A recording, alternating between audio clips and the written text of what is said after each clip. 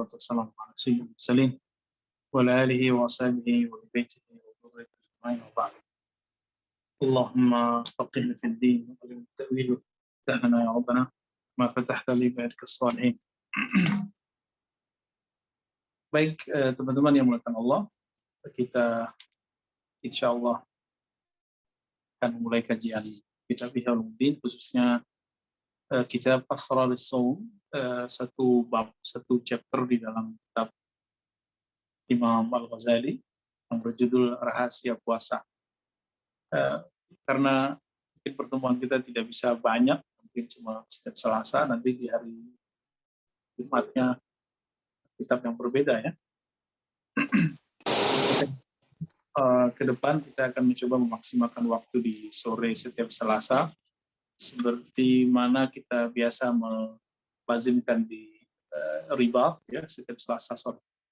Bedanya kalau dulu kita, kalau sebelum puasa kita bisa mulai dari jam 4 sampai jam 9, insya Allah ini mungkin 1 jam atau 1 jam setengah ke depan, insya Allah. Sebelumnya teman-teman, untuk terkhusus untuk Nabi Muhammad SAW dan silsilah guru kita yang bersambung keilmuan mereka kepada Imam Abu Hamid Al-Ghazali Sahih Ihya Ulumuddin, Al-Fatihah. Kita kirim Al-Fatihah. Bismillah. Ya kenapa ya?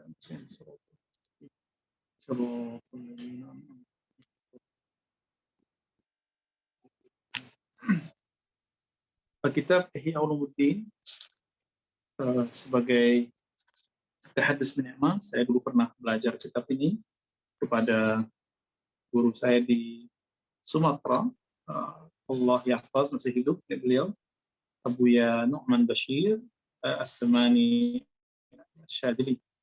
Beliau masih hidup sampai sekarang di Payakumbuh ya, tapi tidak bisa ngajar seperti dulu lagi. Kalau dulu masih kuat ngajar, bahkan pindah-pindah tempat. Beliau ngambilnya dari Syekh Mukhtar, ya, kita nyebutkan sanad dulu ya. Abuya Nu'man Bashir yarwi an Syekh Mukhtar. Mukhtar ini pendiri dari muassis dari pesantren Madrasah Tarbiyah Islamiyah di sana, di Sumatera Barat. Namanya Poto Panjang ya. Beliau ngambil dari Syekh Abdul Wahid As-Salihi. Syekh Abdul Wahid As-Salihi, beliau pernah ngaji di Mekah, bertemu dengan murid-murid Syekh Umar Syato, Abu Bakar Syato, dan juga murid-murid dari Said Ahmad bin Dahlan seperti beberapa masyayikh ya.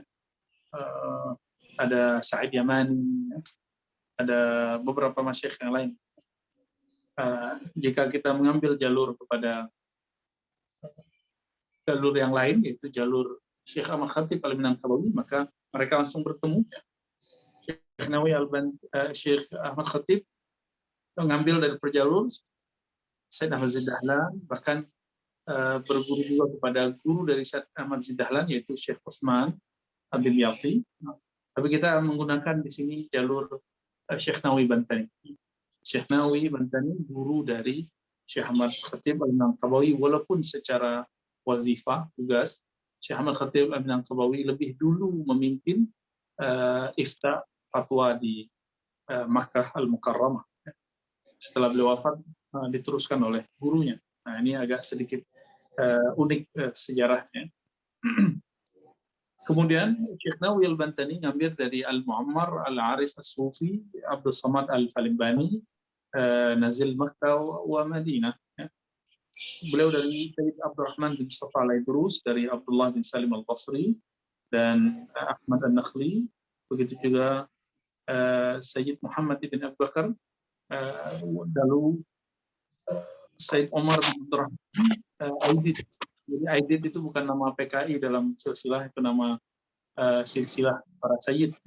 Dan semua mereka belajar dari Muhammad bin Ala Al-Babili, dari Sulaiman bin Abdul Daim Al-Babili, dari Najm Muhammad bin Ahmad Al-Amin, dari Muhammad ibn Ahmad Najjar, an Syekh Jalaluddin ibn Mulaqqin, an Nabi Ishaq Ibrahim bin Ahmad Tanuqi, dari Sulaiman bin Hamzah, dari Umar bin Karam Ad-Dainuri, dari Abdul Khaliq bin Ahmad bin Abdul Qadir ibn Yusuf, dari pengarangnya sendiri, yaitu Al-Imam Hujjatul Islam Abu Hamid Al-Ghazali.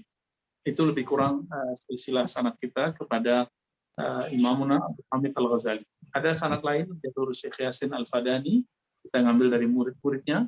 Syekh Yasin nanti bersambung kepada murid Syekh Makhatim Nangkabawi, lalu nyambung kepada jalur yang tidak jauh berbeda. Kenapa kita menyebutkan silsilah ini? Supaya menjaga pertama tradisi ahli riwayat, ahli hadis dan ahli fiqih, begitu juga ahli qalbu. Mereka selalu menyebut jasa-jasa gurunya yang telah mengajarkan mereka, sehingga hilang merasa masa pintar, merasa dirinya hebat, itu dengan cara menyebutkan nama guru.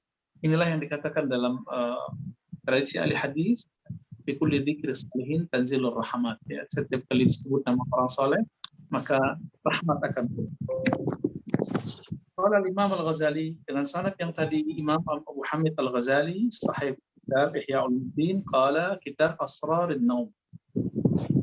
Rahasia Asrar as-Saum, ya.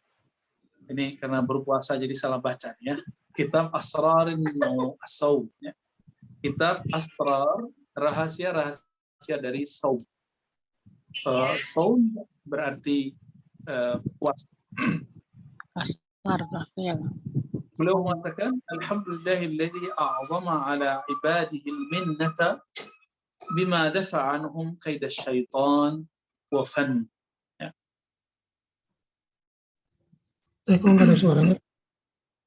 Dan segala puji bagi Allah yang besar minnahnya kepada hambanya. Minnah berarti anugerah, ya. Dan bima dafa'a anhum, dan segala puji bagi Allah yang menolak dari hamba-hambanya kaidah syaitan, ya. Semua tipu daya syaitan, wa radda amalahu wa khayyaba dhannah. Lalu menolak angan-angannya dan merugikan atau menjauhkan zannya. Idz ja'ala as-sawma hisnan li audaihi wa junnah.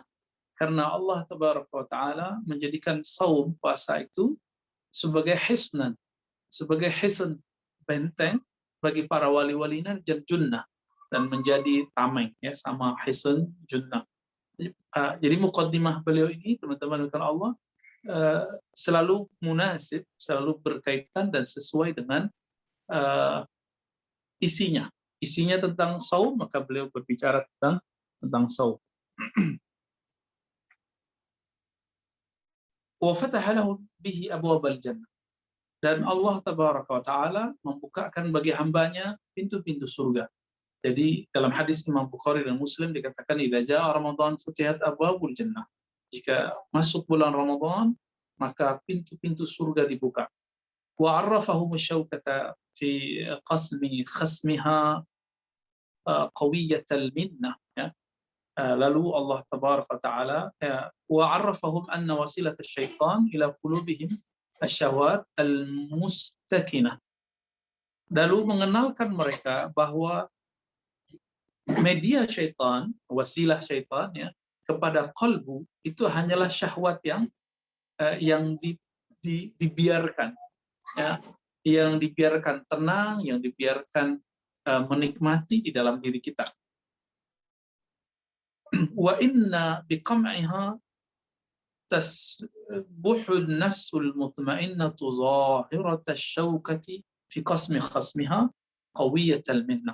Maka dengan cara menekan kekuatan yang ada pada syahwat tadi, tasbuhu an-nafsul mutma'innatu zahirata asy-syaukah fi qasmi khasmiha, menjadi kuat, menjadi jiwa yang tenang, menjadi kuat, menjadi nyata dalam mematahkan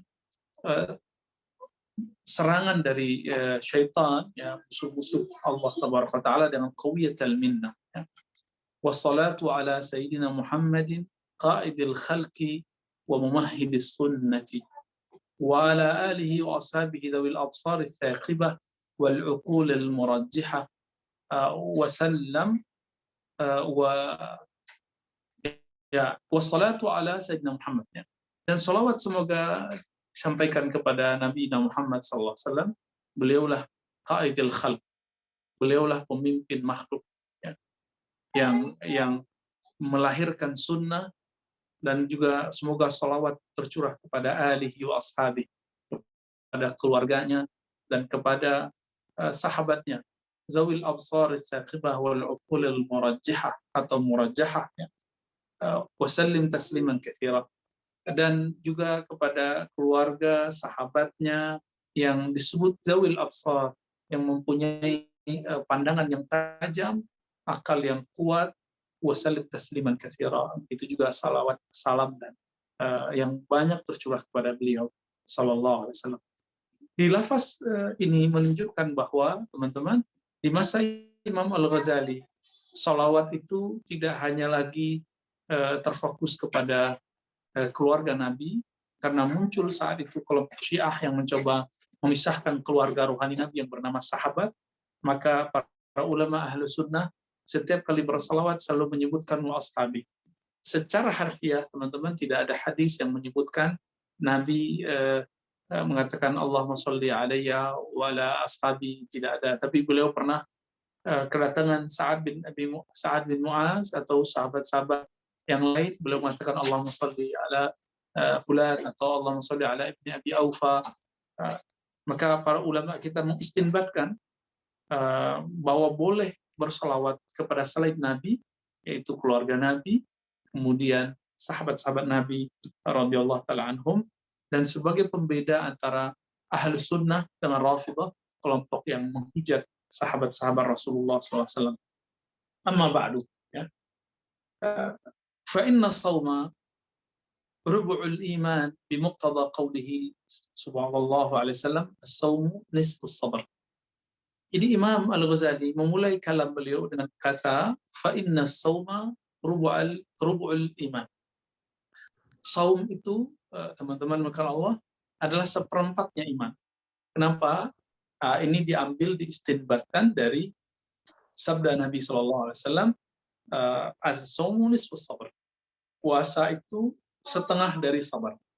Kita cek, ini metode Imam Ghazali. Imam Ghazali di zamannya, itu zaman al-ulama yahfazun al-butun. Ulama hanya menghafalkan matan. Hanya beberapa ulama waktu itu yang tersisa menghafalkan sanad.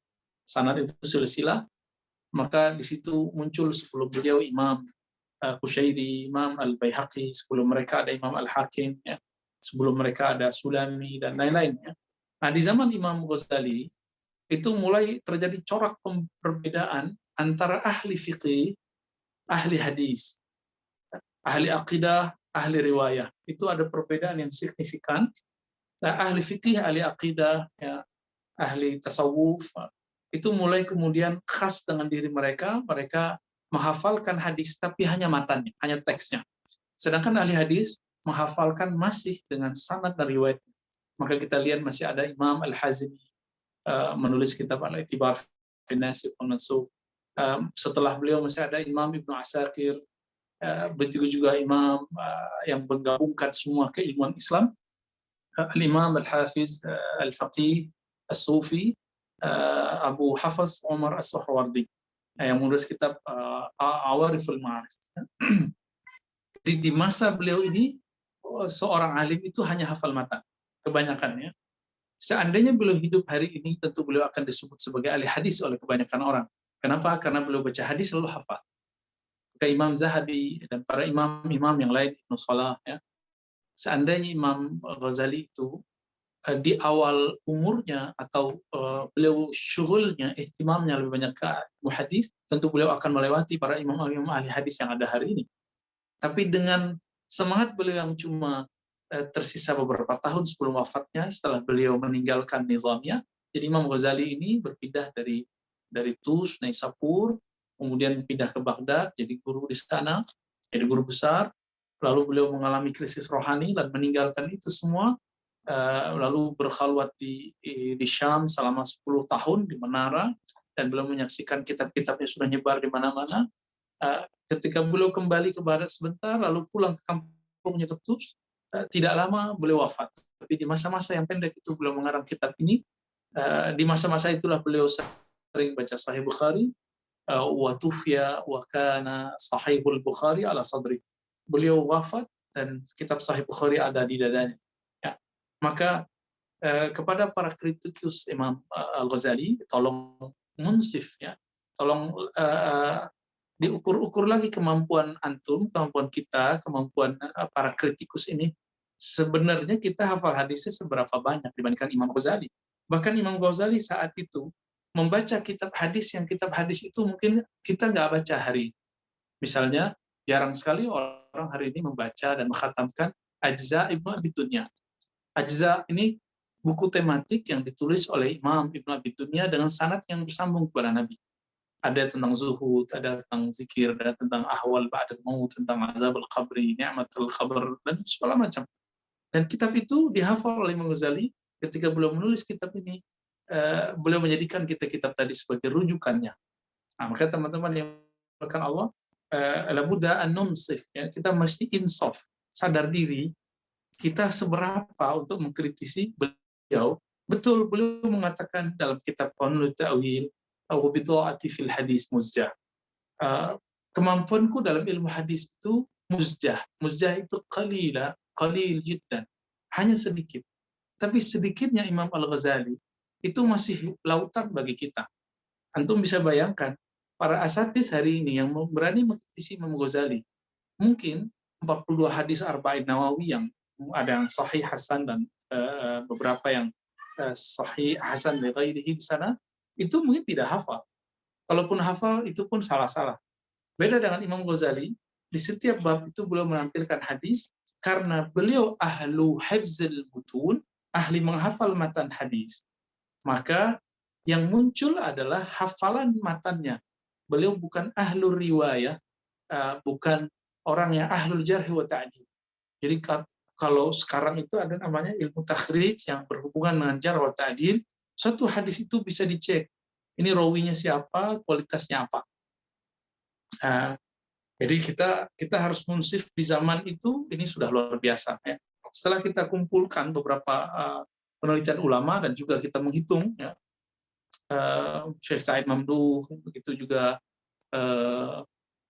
imam sebelumnya, Imam Iraqi, ya, mereka menemukan bahwa ternyata di dalam kitab Imam Ghazali, Ihya Ulumuddin itu, kitab hadis, kumpulan hadis itu hampir 5.000, bahkan lebih jika dikumpul dengan asar-asar sahabat, asar tabi'in itu bisa hampir 10.000.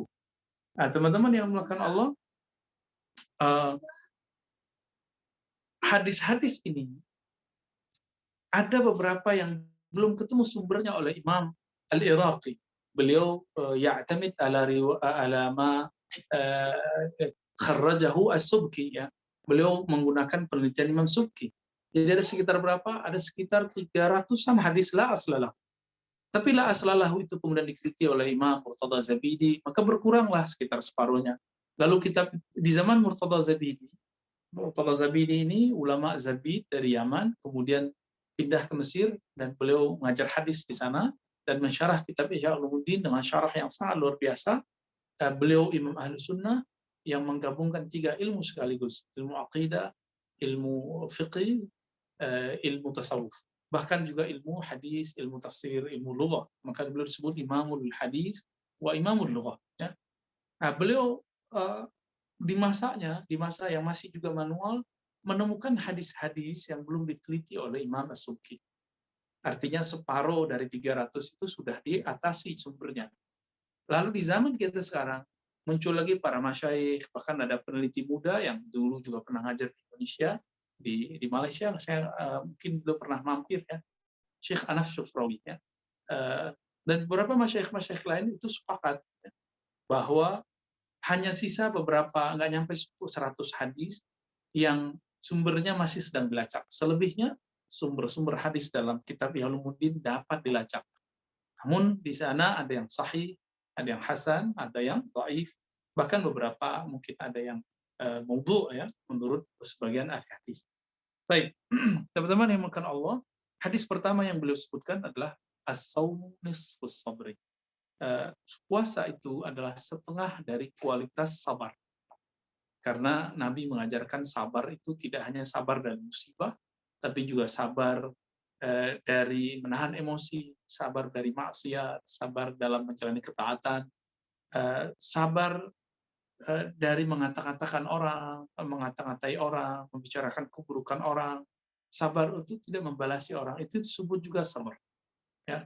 Tapi sabar indal awam, menurut orang awam hanyalah sabar dalam pengertian menahan bala bencana, ya, seperti sabar ketika sakit, itu sabar indal awam. Tapi sabar yang diajarkan oleh Imamuna Muhammad bin Hamad Abi Hamid Al-Ghazali, Sahbi Ulumuddin, itu di atas itu, mengikuti sunnah Nabi Sallallahu Alaihi Wasallam. Wa bi muqtada qawlihi Sallallahu Alaihi Wasallam, as-sabru nisful iman. Nah, lalu ada hadis ya dalam kitab Al-Khatib Al-Baghdadi, yaitu kitab Tarikh, dan Abu Nuaim kitab Hilya, dengan sanad yang hasan dari Sayyidina Ibnu Mas'ud, dikatakan sabar itu nisful iman. Sabar itu setengahnya iman. Maka jika as-sabru nisfus sabri, ya, as-saumu nisfus sabri, puasa itu setengah sabar, lalu jika dibandingkan dengan iman, maka puasa itu adalah seperempat dari iman. Jadi persoalan iman kita, kualitas iman kita, itu ada seperempatnya pada bab sabar. Maka sabar itu dari awal penciptaan manusia, yaitu Sayyidina Adam, sampai akhir zaman nanti, pasti akan tetap diberlakukan. Ya. Kenapa? Karena ini adalah seperempat dari keimanan itu sendiri. Ya. Summa huwa mutamayyizun bi khasiyatin nisbah ila Allah tabaraka wa ta'ala min baini sa'iril arkan. إذ قال الله تبارك وتعالى فيما حكاه عنه نبيه.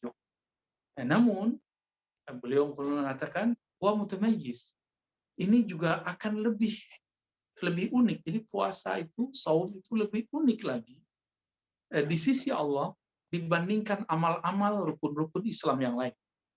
Nah, sesuai dengan sabda Nabi SAW dari Allah Tabaraka Ta'ala, Allah berfirman, ya, kullu hasanatin bi asyri amsalihha.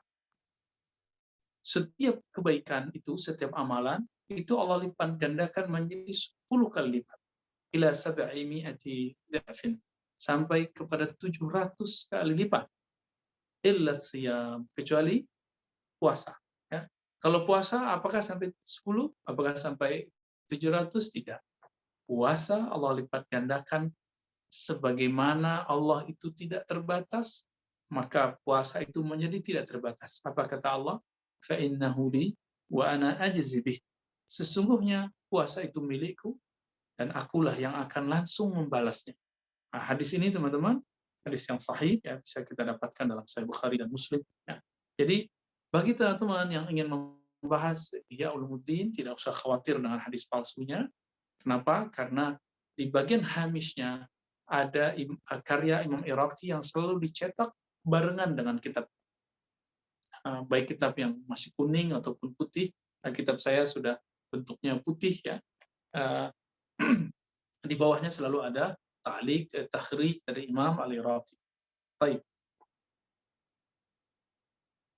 Lalu Allah Tabaraka wa Ta'ala berfirman, innama yuwaffas sabirun ajrahum bighairi hisab. Nah, apa munasabah hadis qudsi ini dengan ayat Al-Qur'an? Apa kesesuaian?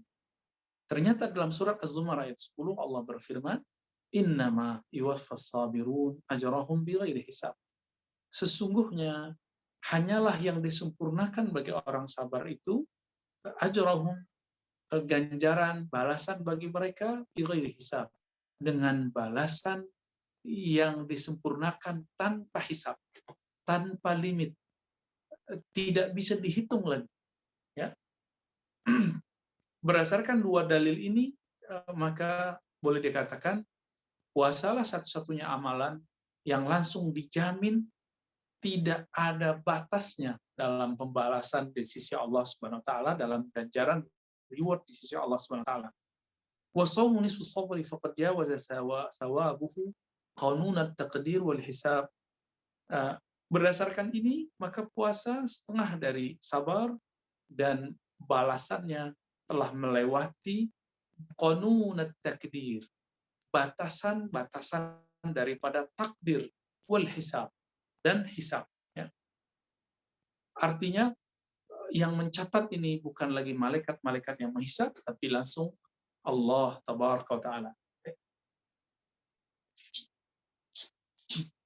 Lalu disebutkan dalam lafaz berikut, jadi Imam Ghazali, ini salah satu metode beliau menyebutkan Al-Quran dan hadis. Ya. Maka setelah ini boleh menyebutkan riwayat hadis yang juga hadis sahih, kita dapat temukan dalam Sahih Bukhari dan juga Sahih Muslim.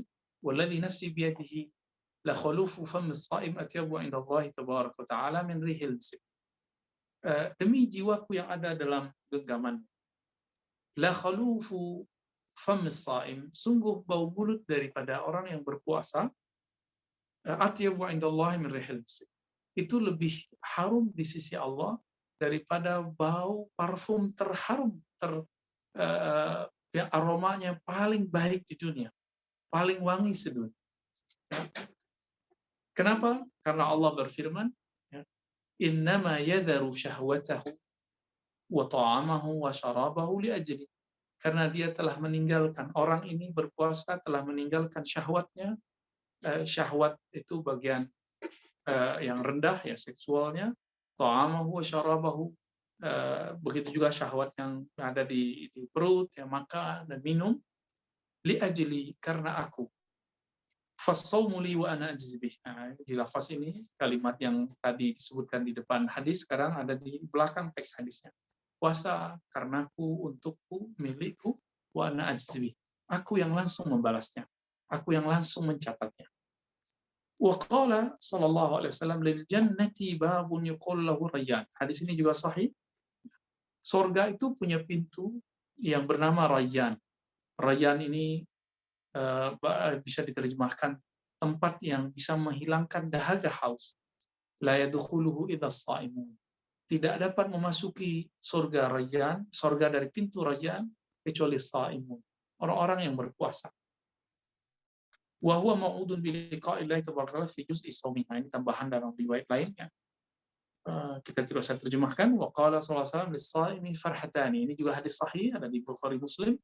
Lis-shaimi, bagi orang yang berpuasa itu ada dua farhah, dua kebahagiaan. Farhatun inda iftarihi, kebahagiaan saat dia berbuka atau saat dia berhari raya. Wa farhatun inda liqa'i rabbih, dan kebahagiaan, kelezatan, ketenangan, kenyamanan saat dia bertemu Allah Subhanahu wa taala. Maka benarlah beliau mengatakan dalam hadis yang lain, orang-orang yang paling sedih di akhirat nanti adalah orang-orang yang paling banyak dan paling lama kenyangnya di dunia.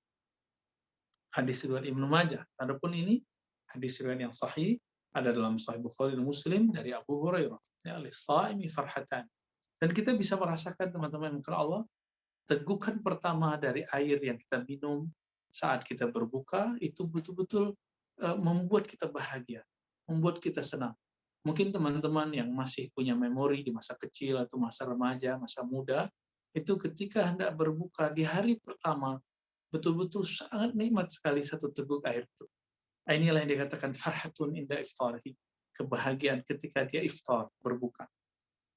Wa qala sallallahu alaihi wasallam, kulli syai'in babun wa babul ibadati as-shaum. Ya. Ada sebuah hadis dikatakan setiap syai' satu ada pintunya. Pintu ibadah adalah puasa. Hadis ini tidak akan ditemukan di Bukhari, Muslim. Kitab yang 10 tidak ketemu. Tapi ini dapat ditemukan dalam satu kitab, judulnya Az-Zuhd. Kami mempunyai kitab ini, riwayat dari Imam Ibnu Mubarak. Ibnu Mubarak ini semasa dengan Imam Malik, wafat tahun 180 atau 181 Hijriah. Beliau tabaqat generasinya, ada generasi guru-gurunya Imam Syafi'i. Tapi orang-orang yang tidak paham hadis ini akan mengatakan, ini hadis apa? Tidak ada di Sahih Bukhari dan Muslim. Padahal hadis ini lebih awal, lebih dahulu dikumpulkan oleh imam yang lebih dahulu ada daripada Bukhari dan Muslim itu sendiri, yaitu Imam Ibnu Mubarak. Setiap sesuatu ada pintunya, dan pintu ibadah dimulai dari berpuasa. Wa qala sallallahu alaihi wasallam naumus shaim ibadah. Nah, teman-teman yang dimuliakan Allah, kita pernah meneliti hadis ini, tidurnya orang berpuasa itu ibadah. Ternyata hadisnya ada yang palsu, ada yang matruk, ada yang dhaif saja, ya. Lalu bagaimana jika kita cek di mana aja ketemu? Ini ketemu dalam riwayat Ibnu Mandah, ya. Kemudian ada juga riwayat Ad-Dailami, ya. Kemudian kalau kita cek juga ada di riwayat Imam Al-Baihaqi sebenarnya, Imam Tabarani, tapi semua riwayatnya dhaif. Namun niat orang berpuasa ketika dia tidur, inilah nanti yang akan menentukan apakah tidurnya itu beribadah atau tidak.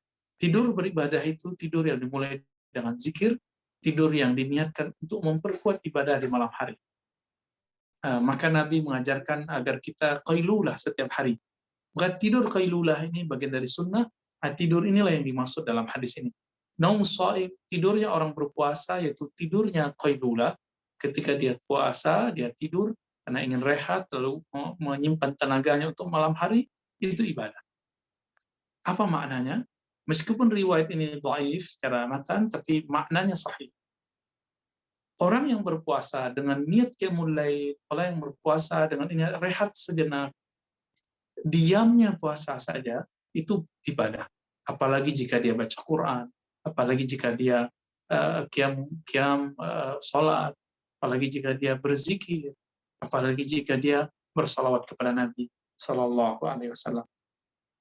Wa rawa Abu Hurairah radhiyallahu ta'ala anhu annahu sallallahu alaihi wasallam qala idza dakhala syahr Ramadan futihat abwabul jannah. Ya. Abu Hurairah ini juga ada dalam riwayat Imam Bukhari, Muslim, tapi versi ini ada di riwayat Imam Tirmizi. Ya. Apabila bulan Ramadan masuk, maka dibukalah pintu surga. Wa ghulliqat abwabun nar, ditutuplah pintu neraka, wa suffidatis syayatin, lalu dibelenggulah syaitan-syaitan. Kenapa syaitan dibelenggu? Syaitan itu mengalir di darah kita. Di saat orang berpuasa, aliran darahnya sedikit melemah, bahkan banyak melemah. Inilah belenggu untuk syaitan. Jadi teman-teman yang dimuliakan Allah, apakah orang masih bisa bermaksiat di bulan puasa? Masih. Kenapa? Karena dia masih punya syahwat yang tersisa, tapi dia tidak akan seganas seperti orang yang tidak berpuasa. Ya. Wanada mudadi, lalu ada yang berseru dari langit, ya baghiyal khair halum, wahai para pencari kebaikan, para pencari keridhaan Allah, pencari rahmat Allah, halum, hendaklah engkau menyambut berbahagia, marilah sambut bahagia, kira-kira begitu. Ya baghiya syarr aqsir, wahai para peminat keburukan, aqsir, kurangilah. Ya. Hadis ini sebenarnya masih ada tambahannya, bahwa setiap malam Ramadan itu ada orang-orang yang dibebaskan namanya dari daftar orang-orang yang masuk neraka. Semoga kita termasuk mereka yang dibebaskan Allah Tabaraka wa Ta'ala. Wa qala Waqi', berkata Imam Waqi', salah satu imam salafus saleh, beliau ada satu tabaqat dengan Ibnu Mahdi, ya, Rahman bin Mahdi, guru-gurunya Imam Syafi'i, mengenai ayat kulu washrabu hani'an bima aslaftum fil ayyamil khaliyah, surah Al-Haqqah ayat 24. Apa itu yang dimaksud ayyamil khaliyah? Kata beliau, hiya ayyamus siyam. Yang dimaksud dalam ayat ini adalah hari-hari selama kita berpuasa. Idh taraku fiha al-akla. Kenapa kata Imam Waqi'? Karena di masa itu mereka meninggalkan makan, wasyurba, dan minum. Ya. Waqad jama'a Rasulullah SAW fi ratbatil mubaha baina az-zuhdi fi dunya wa baina as-sawm. Dan Rasulullah SAW meletakkan, ya, mubaha, kebanggaan, yang mengabarkan kebanggaan Allah Tabaraka Ta'ala mengenai persoalan ini, baina zuhdi fi dunya wa baina as-sawm, antara zuhud dunia dan antara puasa. Apa kata Allah Ta'ala? Inna Allah Ta'ala yubahi malaikatahu bisyabil abid. Hadis ini diriwayatkan oleh Imam Ibnu Adi, meskipun sanadnya dhaif, tapi nanti dikuatkan maknanya dalam hadis-hadis yang lain. Sesungguhnya Allah Ta'ala yubahi, berbangga terhadap malaikatnya, bisyabil abid, karena ada pemuda yang suka beribadah. Fayaqulu ayyuhas syab, lalu Allah berfirman, wahai pemuda, atarik syahwatahu, yang meninggalkan syahwatnya, li ajli, karena aku, al-mubzil syababahu li, yang menghabiskan masa gemilang remajanya, mudanya, li, untuk menyembahku, mengenalku. Anta indika ba'di malaikati, engkau di sisiku seperti para malaikat. Berdasarkan hadis ini, sebagian ulama kita kemudian mengistinbatkan, karena dengan hadis-hadis yang lain juga tentunya, bahwa orang-orang yang ahli ibadah di dunia, yang mengerti apa yang dia sembah, apa yang dia ibadahi, mereka ini setara dengan malaikat, bahkan lebih mulia dari malaikat. Ya, nah, ini semakna dengan hadis, ya, man zakarani fi mala'in zakartuhu fi mala'in khair min. Siapa yang menyebutku di suatu komunitas, suatu kelompok, maka aku akan menyebutnya di kelompok makhluk yang lebih baik daripada mereka.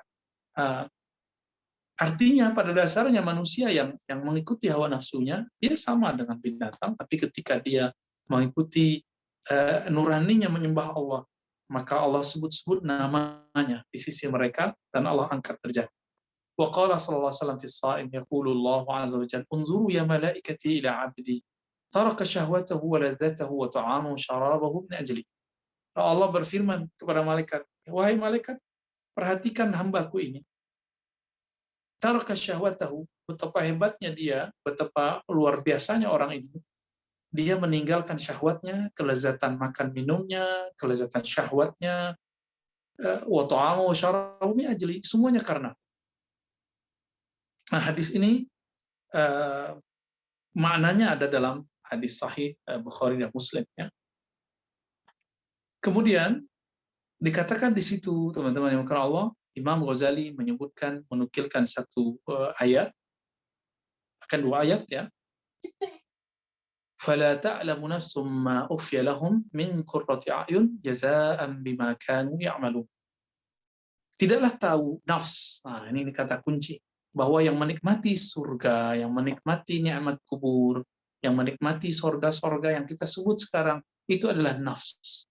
Maka Allah mengatakan, fala ta'lamu nafsun, surat Sajdah ayat 17, tidaklah seorang jiwa mengetahui ma ukhfiya lahum, apa yang disembunyikan bagi mereka, min qurrati a'yun, daripada hal-hal yang menyejukkan mata, menyenangkan hati, jazaa'an bima kanu ya'malun, sebagai balasan dari apa yang mereka lakukan. Dan ini sangat sesuai dengan ayat kedua yang beliau ulang kembali, surah Az-Zumar ayat 10, innama yuwaffas sabiruna ajrahum bighairi hisab. Hanya balasan tanpa bataslah yang dapat mencukupi balasan ganjaran untuk orang-orang yang bersabar. Fayufrighu lis-sha'im jazaa'ah ifraghan.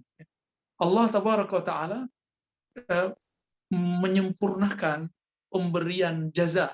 Jaza ini balasan, ifraghan, dengan kesempurnaan pemberian.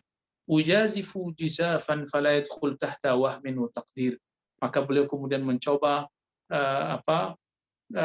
mengulang itu dengan memberikan kalimat bighairi hisab, ya, tanpa hisab. Ini supaya kita nggak ragu lagi.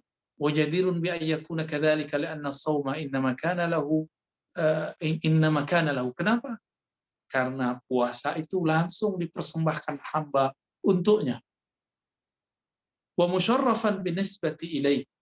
Teman-teman dimuliakan Allah, jika suatu tanah, suatu bebatuan, suatu tempat disebutkan nama Allah setelah tempat itu, disebut Baitullah, baiti, rumahku, rumah tempat menyembahku, maka tempat itu langsung dikunjungi oleh umat manusia dari berbagai penjuru. Disebut rumah Allah, Baitullah. Tempat ini kemudian menjadi suci. Jadi jika ada di dunia ini tempat yang suci lalu dikunjungi oleh makhluk di dunia, maka di dunia ini, di bumi ini ada makhluk-makhluk yang nafsnya disucikan oleh Allah SWT, lalu dia akan dikunjungi oleh malaikat-malaikat Allah, bahkan dikunjungi juga oleh wali-wali Allah tabaraka wa taala. Ya. Kenapa? Musyarrafan binisbati ilaih. Karena puasa itu dimuliakan, puasa dan pelaku puasanya bin nisbati ilaih. Karena puasa itu disebut li, karena Allah, untuk Allah. Maka sejauh mana keyakinan kita puasa ini betul-betul dihargai di sisi Allah, semulia itulah manusia tersebut. Wa in kanatil ibadat kulluha lahu, meskipun semua ibadah semuanya karenanya, untuknya, kama syurifal bait binisbati ila nafsihi wal ard kulluha lahu li ma'nayain. Begitu juga semua amal diangkat, dimuliakan Allah. Tapi puasa itu menjadi spesial karena dua makna. Pertama, inna saum kaffun wa tarkun wa huwa fi nafsihi sirrun laisa fihi amalun yusyahid. Kenapa? Karena puasa itu adalah amal dengan tidak menunjukkan amal. Inna sauma kaffun. Puasa itu adalah menahan. Menahan untuk tidak menunjukkan amal zahir. Wa tarkun, meninggalkan. Wa huwa fi nafsihi sirrun. Dan puasa itu adalah rahasia. Laisa fihi amalun yusyahid. Tidak ada bukti seseorang itu benar-benar berpuasa.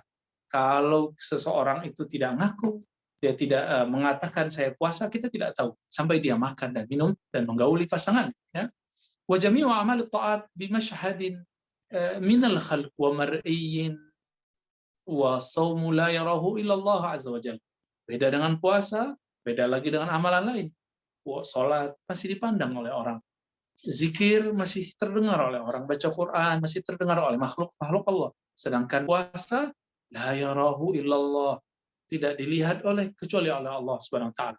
Fa innahu amalun fil batin, sesungguhnya puasa itu amal dalam batin, wa bisabril mujarrad, karena dia berkaitan dengan latihan sabar yang murni, ya. Wa tsani, dan yang kedua, annahu qahrun li aduwillahi azza wa jalla. Puasa itu adalah kekuatan yang mengalahkan musuh Allah. Fa innahu wasilatus syaitan. Ini bisa melemahkan syaitan. La'anahu Allahu asyahawat, ya. Wa innama tuqwi syahawat bil aqli, tuqwa syahawatu bil aqli wasyarr. Syahwat itu hanya bisa dikuatkan dengan makan dan minum. Maka rahasia kedua dari puasa yang membedakannya dengan sholat, yang membedakan dengan membaca Quran, adalah puasa itu adalah kekuatan yang mampu mengalahkan musuh Allah, yaitu syaitan. Inilah yang dikatakan dalam hadis Nabi, hadis yang juga sahih, muttafaq alaih. Inna syaitan la yajri min ibni Adam majrad dam, fadayyiqu majarihi bil ju'. Syaitan itu mengalir di tubuh manusia. Kita kan manusia, ibnu Adam, keturunan Adam.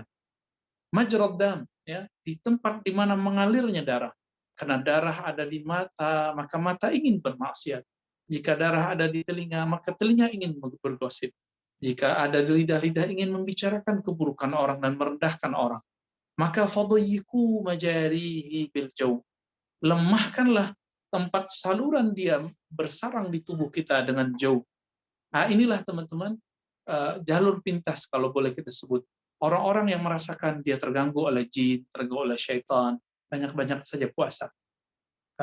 Mungkin agak sedikit keberatan datang ke ahli ruqyah, karena ruqyah juga bermacam-macam. Ada yang sunnah, ada ruqyah yang katanya sunnah tapi banyak bid'ahnya. Maka cara meruqyah badan, selain baca zikir, doa, adalah dengan cara kita mempuasakan, melemahkan jalur-jalur di mana dia ada. Di mana dia ada? Ada di peredaran darah. Dan itu hanya bisa dilemahkan dengan berpuasa. Walidzalika qala sallallahu alaihi wasallam ya Aisyah. Maka Nabi pernah bersabda kepada Sayyidah Aisyah, tapi hadis ini masih belum ditemukan riwayatnya oleh Imam Al-Iraqi. Apa kata Nabi Aisyah? Dawini qara'a babil jannah. Qalat bimadha ya Rasulullah? Qala bil jaw. Wahai Aisyah, tetaplah engkau mengetuk pintu surga. Lalu beliau ditanya, dengan apa wahai Rasulullah? Nabi kemudian menjawab bil jaw, dengan lapar. Teman-teman yang dimuliakan Allah, hadis ini masih dalam pembahasan kita juga. Barangkali dulu ada dalam kitab Ajza Ibnu Abi Dunya, tapi sekarang ajza itu belum ditemukan atau lembarannya belum ditemukan ya. Karena Imam Ghazali seorang yang ilmiah, dia tidak akan menyebutkan satu hadis kecuali belum menemukan sumbernya. Nanti ketika kita menemukan, kita akan mengeksplorasi menyampaikannya insya Allah. وسيأتي فضل الجوع في كتاب شرح الطعام وعلاجه برب المهلكات. Nanti tentang masalah lapar itu akan dibahas dalam bab adab makan dan persoalan makan dan kaitannya dengan muhlikat ya. فلما كان الصوم على الخصوص قمعا للشيطان استحق التخصيص بالنسبة إلى الله تبارك وتعالى. Karena puasa itu secara khusus dapat melemahkan syaitan dan menutup jalur-jalur tempat mengalirnya syaitan dan bisa menyempitkan ya, tadhiqan, menyempitkan aksesnya, maka disitulah terbuka pintu menuju Allah. Maka teman-teman dimakan Allah, pintu menuju Allah itu sederhana. Allah itu pintu menujunya ada di setiap ruang di dunia ini, ada di setiap tempat, di setiap detik, di setiap nafas. Tapi pintu itu tertutup oleh silaunya dunia, oleh ganasnya godaan syaitan. Lalu dengan apa cara untuk mengatasinya? Jadi mata kita tersilaukan, dan mata itu bisa kemudian diselamatkan dengan cara apa? Dengan cara saum, ya, dengan cara bersaum, dengan berpuasa. ففي قمع عدو الله تبارك وتعالى نصرة الله تبارك وتعالى وناصر الله تعالى موقوف على النصرة. قال الله تبارك وتعالى يا الذين آمنوا إن تنصروا الله ينصركم ويثبت أقدامكم. Wahai orang beriman, jika engkau membantu Allah, maka Allah akan membantumu. ويثبت أقدامكم. Maka apabila kita berpuasa, memudahkan berpuasa, kita ngajak keluarga berpuasa, kita sedang membantu agama Allah, Allah pun akan bantu kita. ففي البداية بالجهد من العبد والجزاء بالهداية من الله تبارك وتعالى. Awalnya dimulai dengan usaha hamba, juhud, usaha hamba, dan akhirnya ditutup dengan jaza bil hidayah, ya, min Allah tabaraka taala. Allah nanti akan bimbing. Maka ada ayat walladzina jahadu fina lanahdiyannahum subulana, Al-Ankabut ayat 69. Orang-orang yang mujahadah di jalan kami. Salah satu mujahadah yang dimaksud ayat ini adalah dalam berpuasa. Lanahdiyannahum subulana. Kami akan tunjukkan jalan-jalan kami. Wa qala ta'ala innallaha la yughayyiru ma biqaumin hatta yughayyiru ma bi anfusihim. Ayat ini surah Ar-Ra'd ayat 11 sering dikaitkan orang dengan mencari rezeki. Tapi ternyata Imam Ghazali memahami dengan sisi yang lain. Orang yang mengatakan, kapan aku meninggalkan maksiat? Kapan aku bisa mengendalikan hawa nafsuku? Maka beliau menjawab dengan ayat yang sama yang dulu dipakai oleh orang-orang yang ingin merubah nasibnya dari miskin ke kaya. Ternyata ayat ini lebih relevan untuk merubah karakter diri. Apa kata Imam Ghazali? Ayat ini innama taghayyur, perubahan yang ada dalam diri, merubah karakter, merubah sifat, itu hanya dengan cara berpuasa. Ya. Innamat taghayyur takhtiru syahwat fahiya marta'u syayatin wa mar'am. Jadi perubahan itu adanya pada jalur-jalur syahwat, tempat-tempat akses syaitan.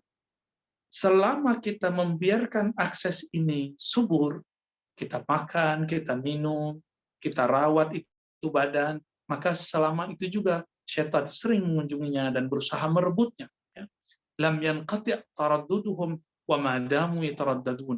Syaitan selalu datang, walam tankashif lil lam yanshif lil 'abdi jalalullah wa kana mahjuban 'an liqa'i. Seperti yang disebutkan sebelumnya, di setiap jengkal jalan menuju Allah. Tapi kita tersilaukan, kita tergoda, terbawa oleh syahwat dan tarikan syaitan. Apabila aksesnya kita lemahkan, di saat itulah hambanya bisa tersingkap hijabnya, penghalang dirinya dengan Allah SWT. Jika boleh kita katakan, as-saumu raf'un lil hijab. Puasa itu adalah jalur pintas untuk mengangkat hijab dari sisi diri manusia. Wa qala, dan berkata Nabi SAW, laula anna syayatin yahumuna ala qulubi bani Adam. Ini hadis riwayat Imam Ahmad. Nah, inilah hadis mengenai cara memahami kenapa hati kita, ruh kita yang dulu bisa mengakses alam ruh, sekarang tidak sanggup lagi memperhatikannya dan menyentuhnya. Dijawab dalam hadis ini, hadis Imam Ahmad dengan kualitas yang hasan. Ya. Laula anna syayatin, seandainya syaitan yahumun, laula anna syaitin yahumun, seandainya syaitan itu tidak menutupi qalbu Bani Adam, jadi qalbu kita ditutupi dengan cara apa? Ditutupinya dengan jalur-jalur pembuluh darah dan kekuatan-kekuatan syahwat. La nazaru ila malakutis samawat. Maka tentu hati itu sanggup mengakses alam yang disebut alam malakut di langit. Famin hadzal wajhi sara as-shaum babul ibadati. Maka dengan jalur ini sar sababal ibadati, maka puasa menjadi bab pintu ibadah, wasara junnatan, dan menjadi benteng, wa idza azamat fadilatuhu ila hadzal had fala budda min bayani syurutihi adh-dhahira wal batinah bi dzikri arkanihi wa sunanihi wa syurutihi al-batinah. Nah, ini baru pengantar Imam Ghazali. Pengantarnya sudah sebanyak ini dalilnya dan sudah sedalam itu penjelasan beliau dalam kitab ini. Ya. Jika penjelasan saya kurang dalam, itu berarti mungkin saya yang kurang dapat menangkapnya atau kurang bagus dalam menjelaskannya. Tetapi dari bacaan kita terhadap Imam Ghazali, beliau ingin menyampaikan bahwa intinya puasa itu bisa membuka hijab, menjadi pintu ibadah, menyisir amal batin manusia, dan orangnya langsung disebut milik Allah karena puasanya adalah milik Allah, dan itu adalah bentuk cara Allah mengangkat derajat orang-orang yang berpuasa. Nah, teman-teman yang makan Allah, wajar di luar sana ada orang yang tidak muslim, tidak mukmin, tapi dia tirakat, kurang makan, kurang minum. Lalu Allah muliakan, Allah berikan dia satu kelebihan. Apa? Dia firasatnya tajam, mampu membaca karakter manusia. Tapi hanya sebatas itu. Kesaktiannya, kehebatannya hanya sebatas di dunia ini. Sayangnya dia tidak tembus ke kelebihan ketajaman batinnya sampai kepada persoalan ukhra. Baik teman-teman, karena Allah, inilah muqaddimah Imam Ghazali. Insya Allah bulan puasa ini menjadi buku, menjadi Ihya Turas Imam Al-Ghazali, bulan yang kita jadikan bulan menghidupkan karya-karya warisan Imam Ghazali yang mewarisi ilmunya dari guru-gurunya yang bersambung kepada Rasulullah baik secara zahir dan batin. Baik, kira-kira itu yang dapat saya sampaikan. Saya serahkan kepada Sani. Ya, tafadhal Sani. Alhamdulillahirabbil alamin, jazakumullah khairan Buya atas penjelasannya, atas semua ajarannya, Masya Allah. Mungkin untuk sesi selanjutnya kita buka tanya jawab Bu ya. Sampai jam berapa?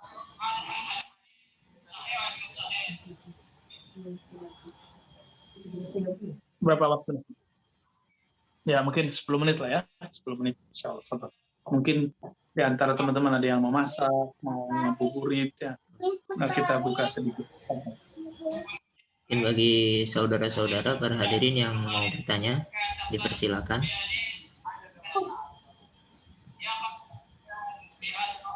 Izin bertanya Bu ya? Ya,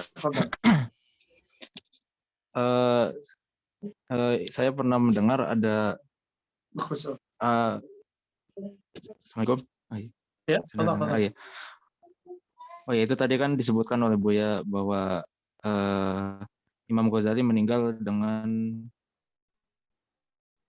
memegang Sahih Bukhari ya. Mengatakan lain gitu. Jazakumullah. Ya, ini bisa kita lihat dari tarajum beliau, ya, tarajum beliau yang ditulis oleh para imam, Subki, Imam Nasakir, ya, kemudian terjemah-terjemah yang lain, dan salah satu riwayatnya menyebutkan seperti itu. Ini menunjukkan, jangan diartikan secara harfiah, menunjukkan bahwa Imam Ghazali beberapa tahun sebelum wafatnya beliau yashtagil bil hadis, ya. Beliau kembali suka dengan ilmu riwayat, ilmu sanad, dan beliau kemudian gemar lagi baca Sahih Bukhari, bahkan beliau hafal banyak dari Sahih Bukhari tersebut. Jadi itu riwayatnya sahih, bukan seperti yang dikatakan banyak orang bahwa itu tidak benar. Itu benar, ya. Terima kasih Buya. Afwan. Ada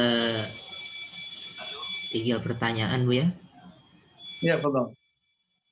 Apakah bagi orang yang sudah dekat dengan Allah bisa merasakan rahasia-rahasia puasa yang tidak dirasakan oleh orang-orang biasa? Ya, tentu. Dengan hadis tadi, laula anna syayatin yahumuna ala qulubi bani Adam, seandainya syaitan tidak yahumun, menutup, menyilaukan kalbu bani Adam, ya, la nazaru ila malakutis samawat. Tentu mereka akan mampu mengakses alam malakut. Alam malakut ini alam unsur yang sama dengan malaikat, maka kita akan mampu mengakses yang mereka akses. Bagaimana caranya? Caranya dengan melakukan yang mirip dengan yang mereka lakukan. Saya masih ingat, teman-teman, waktu kita ngaji, waktu kecil dulu, kita ditanya sama guru-guru, dan saya bertanya lagi ke teman-teman, ya, malaikat makan atau tidak? Tentu malaikat tidak makan, tidak minum, bahkan tidak tidur. Maka sifat ini kemudian sedikit diambil oleh manusia, karena dia punya tubuh, dia punya hak makan, kan dikasihlah makan waktu sahur dan iftar. Tapi di luar itu dia mirip sekali dengan malaikat. Nah, inilah makna hadis tadi, meskipun dia tidak sampai derajat sahih, Allah Subhanahu wa taala mengatakan kepada malaikat, ya, unzuru ya malaikati ila abdi, ya. Lihatlah wahai malaikat kepada hambaku itu. Jadi Allah berbangga dengan manusia punya tubuh fisik tapi nggak makan, walaupun cuma setengah hari, ya. Nah, oleh karena itu Allah akan bukakan. Jadi setiap kali kita melemahkan pintu ke arah dunia, maka pintu ke arah akhirat akan terbuka. Setiap kali kita melemahkan syahwat, maka al-kasyafat itu cuma orang yang berpuasa karena Allah.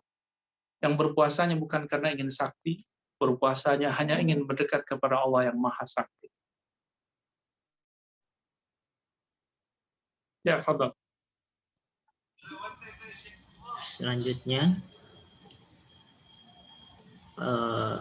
jika kita berpuasa tapi masih banyak nafsu yang mengalahkan kebaikan, adakah yang salah di dalam puasa? Iya, kita berpuasa tapi masih kalah sama nafsu, ya. Berarti kita belum betul-betul berpuasa, gitu aja, ya. Jadi puasa ini nanti Imam Ghazali akan menjelaskan ada jenis-jenisnya, ada puasa lapar dan haus. Jadi puasanya baru di level puasa anak-anak, puasa orang awam, puasa dari lapar dan haus, tapi belum berpuasa dari syahwatnya, apalagi belum berpuasa dari ghaflah, daripada kelalaian. Ya dapatnya pahala lapar, belum dapat pahala menahan diri dari syahwat. Lalu jalan keluarnya bagaimana? Jalan keluarnya, mulailah berlatih dan berniat ketika malam, tidak hanya berpuasa lapar, tapi berniat aku niat puasa, lahir dan batin, makan, minum, dan juga puasa dari maksiat dan ghaflah, kelalaian dari Allah Subhanahu wa taala. Jadi harus dilafazkan begitu. Ya. 2 pertanyaan terakhir, Bu ya. Apa hubungan antara thariqat dan puasa? Thariqat dan puasa. Iya, puasa dan Thariqat, tidak semua thariqat sufi itu mengajarkan puasa kecuali di bulan puasa, ya. Tapi biasanya masyaikh ahli zikir, mereka ada yang butuh dengan berpuasa, maka dia mengajarkan muridnya akan banyak berpuasa. Tapi beberapa masyayikh yang lain sibuknya di qiyamul lail, karena ini diwariskan dari Sayyidina Ibnu Mas'ud. Ibnu Mas'ud itu sahabat yang tidak banyak berpuasa sunnah. Dia lebih banyak qiyamul lail, ya. Maka dengan begitu kita boleh memilih, ya. Jadi ada thariqah berpuasa, ada thariqah zikir, ada thariqah qiyamul lail. Yang bagus itu thariqah yang menggabungkan semuanya, karena itulah thariqahnya Nabi, thariqah yang tidak berlebihan dalam berpuasa, tidak berlebihan dalam qiyamul lail, dan tidak berlebihan dalam segala hal. Tapi tidak berlebihannya Nabi mungkin bagi kita masih dianggap berlebihan. Wallahu a'lam. Ya, silakan. Selanjutnya berkenaan dengan hadis yang ada di kitab Ihya, Bu, ya. Apakah hadis-hadis yang di kitab Ihya yang la aslalahu, bagaimanakah itu, Bu, ya? Apa bersumber dari kasyaf?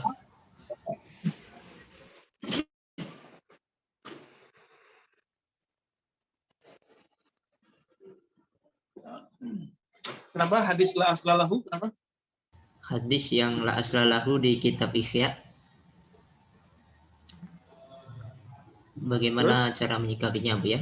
Apakah itu bersumber dari kasyaf atau seperti apa? Teman-teman yang Allah, hadis la aslalahu. Biasanya Imam Al-Iraqi dengan ketawaduannya mengatakan lam ajid lahu aslan. Aku tidak mendapatkan sumbernya, referensinya. Nah, ini salah satu cara beliau untuk tidak berprasangka buruk kepada Imam Ghazali. Tapi saya heran anak-anak muda hari ini baru doktor, baru LC, baru MA, baru sarjana ini, sarjana itu, melihat atau mendengar kata orang di hadis ini ada hadis lemah. Padahal dia sendiri tidak pernah menghitung berapa banyak hadisnya.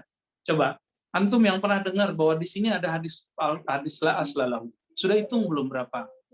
Tahu nggak semuanya di mana aja? Kan tidak. Itu cuma karena ada orang ngomong. Jadi kita sendiri ngomong la aslalahu itu pun taklid. Imam-imam itu ngomong la aslalahu itu karena dia hati-hati, jangan-jangan ada asalnya, ada sumbernya, ya. Karena kemungkinan ada sumbernya, maka mereka tawakuf. Jadi la aslalahu itu versi saya, itu bentuk tawakufnya Imam Iraqi, Imam Subki ketika mentakhrij atau meneliti hadis. Bukan sebagai klaim bahwa hadis ini palsu, belum tentu, ya. Justru beliau ingin mengatakan hadisnya belum kami temukan. Lam ajid lahu aslan. Ini lafaz yang paling sering kita dapatkan dalam kitab Imam Al-Iraqi. Terbukti dari apa? Imam Iraqi tidak menemukannya, tapi Imam Murtada Zabidi ketemu. Imam Murtada Zabidi nggak ketemu, peneliti sekarang ketemu.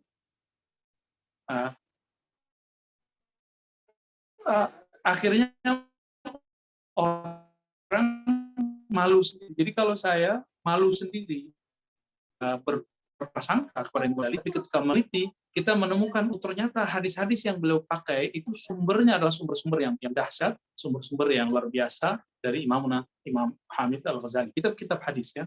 Baik.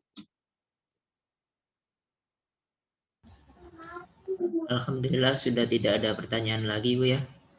Mungkin khulasoh min. Oke, baik. Ya, kesimpulan kita pada sore ini, teman-teman makan Allah, Asrarus Shaum, Muqaddimah Asrarus Shaum, Imam Ghazali, salah satu metodenya dalam menyebutkan bab-bab itu, pertama menyebutkan dalil Quran, kemudian dalil Sunnah. Di antara dalil Sunnah itu yang la aslalahu, lam ajid lahu aslan cuma satu. Sebanyak itu hadis yang beliau sampaikan, ada satu, ya. Maka kita malu juga kepada beliau, ya. Beliau yang dituduh orang tidak mengerti hadis, ternyata hafalan hadisnya jauh lebih banyak dari kita semua. Dan beliau mengatakan puasa itu punya kelebihan. Pertama sirrun atau amal batin, yang kedua adalah qahrun li'aduwillah, dapat jalur pintas melemahkan makhluk Allah. Dengan begitu qalbu kita akan mendapatkan cahaya, insya Allah. Baik, kita cukupkan kajian kita sore ini. Wassalamualaikum warahmatullahi wabarakatuh. Waalaikumsalam warahmatullahi warahmatullahi wabarakatuh. wabarakatuh. warahmatullahi wabarakatuh. Jazakumullah khairan Buya, semoga selalu diberi kesehatan Buya beserta keluarga, dan semoga apa yang beliau ajarkan di sore hari ini bermanfaat bagi kita semua, dan semoga di bulan puasa ini kita benar-benar bisa memaksimalkan ibadah, dan semoga ibadah yang kita lakukan di bulan puasa ini diterima oleh Allah Subhanahu wa taala. Amin ya rabbal alamin. Amin ya Terima rabbal. kasih kepada para saudara-saudara, para hadirin atas partisipasinya. Semoga kita semua dalam lindungan Allah Subhanahu wa taala. Akhir Amin ya kata, rabbal. kami mohon maaf jika ada kesalahan. Assalamualaikum warahmatullahi wabarakatuh. Waalaikumsalam warahmatullahi wabarakatuh.